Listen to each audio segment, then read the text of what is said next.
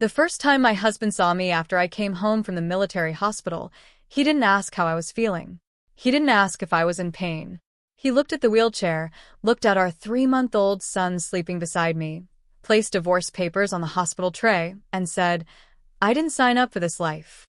Then he walked away with another woman waiting in the parking lot. I thought losing my ability to walk was the worst day of my life. I was wrong. 9 years later, he dragged me into court, and one sentence changed everything. My name is Sarah Thompson. I'm 30 years old, and the day my husband handed me divorce papers wasn't the day my marriage ended.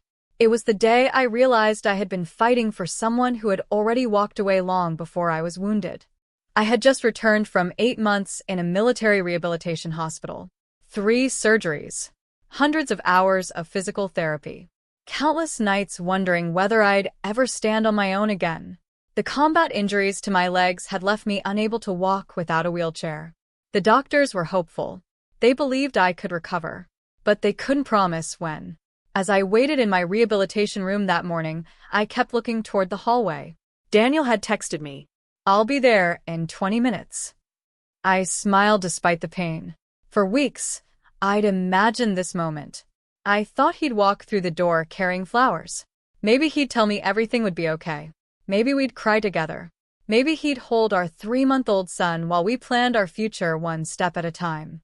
Instead, he entered alone. No flowers. No smile. No hug. He barely looked at me. Our baby, Noah, was sleeping peacefully inside the bassinet beside my bed.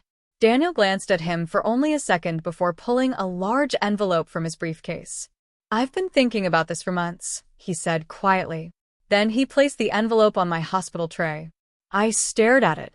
My hands refused to move. "What is this?" "You should read it."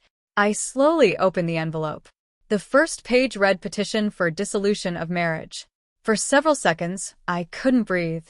I honestly thought I was misunderstanding what I was reading. I looked back at him. "Daniel." He sighed heavily. "I didn't sign up for this life, Sarah." The words hit harder than the explosion that had shattered my legs. "What are you talking about?" He rubbed the back of his neck without meeting my eyes.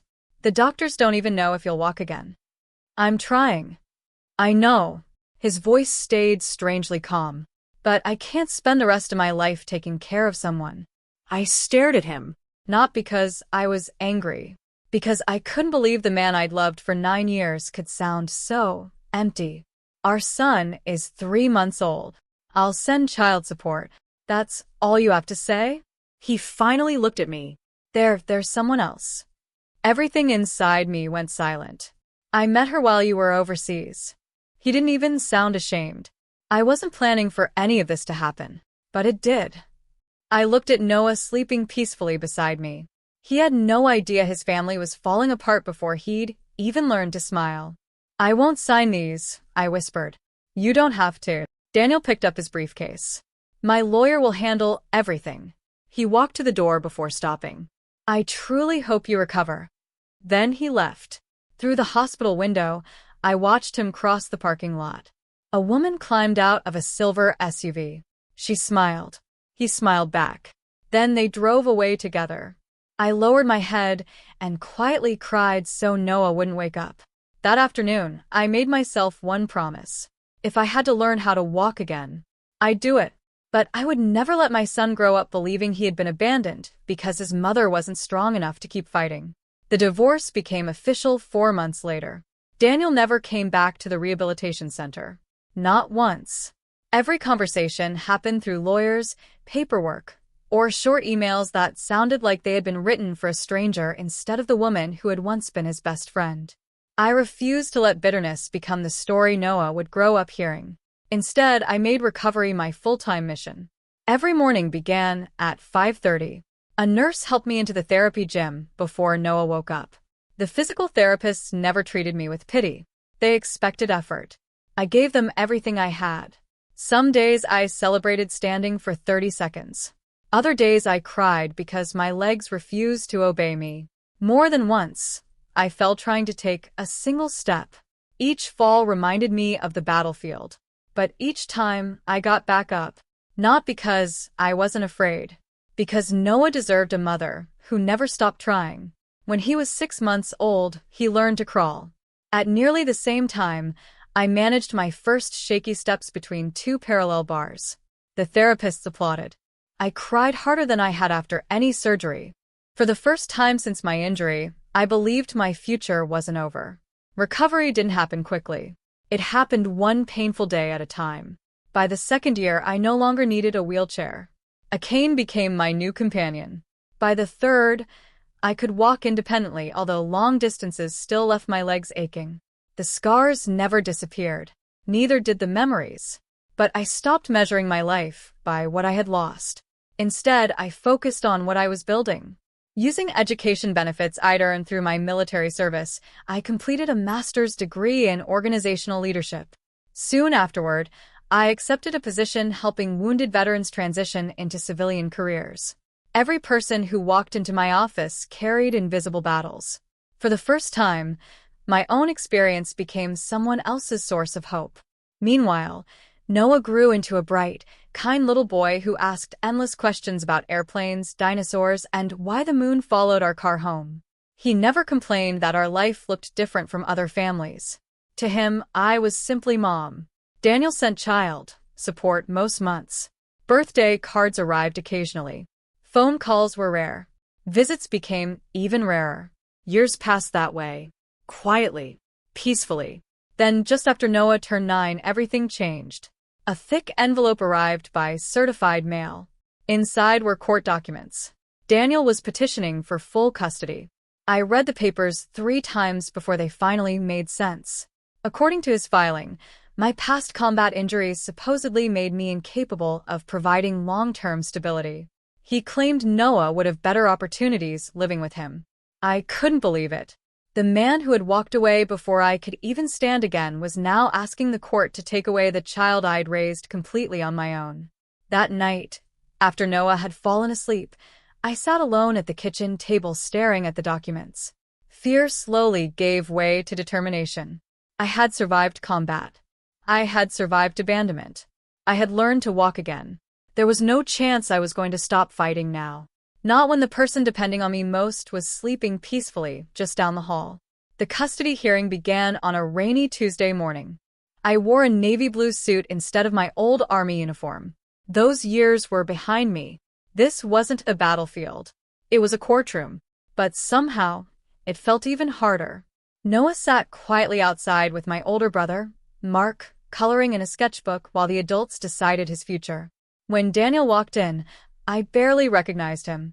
The expensive suit, the confident smile, the polished image of a successful businessman. He nodded politely as though we were old acquaintances instead of two people who had once built a family together. His attorney stood first. For nearly an hour, she described Daniel as a devoted father who wanted to provide greater stability and opportunity. Then she shifted toward me. She acknowledged my military service, but argued that my combat injuries created long-term physical limitations that could eventually affect my ability to parent. I sat silently. Not once did I interrupt. My attorney simply placed a reassuring hand on my arm. When it was our turn, she didn't attack Daniel. She presented facts.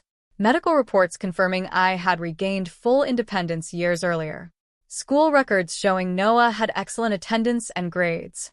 Letters from teachers describing him as kind, respectful, and emotionally secure. Photographs of birthday parties, school projects, camping trips, science fairs, and every ordinary moment that makes up a childhood filled with love. Then she introduced one final document. My official military service record. The judge adjusted his glasses and quietly began reading. Halfway down the page, he suddenly stopped. He looked at me for several long seconds. Then he read one sentence aloud. Staff Sergeant Sarah Thompson voluntarily exposed herself to extreme danger while evacuating fellow soldiers and civilians, refusing extraction until every person under her protection had reached safety. The courtroom became completely silent. The judge closed the file. Miss Thompson, he said gently, this record speaks about far more than military service. He looked toward Daniel. It speaks about character.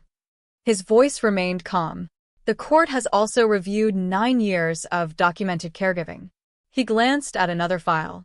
medical appointments, school conferences, emergency contacts, volunteer activities, daily parenting responsibilities. Every single one listed my name. Daniel's appeared only a handful of times. The judge folded his hands. Parenthood isn't measured by biology alone.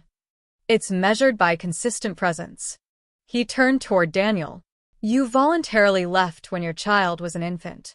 You chose not to build the relationship you now claim to deserve. Then came the words I had prayed to hear. The petition for full custody is denied.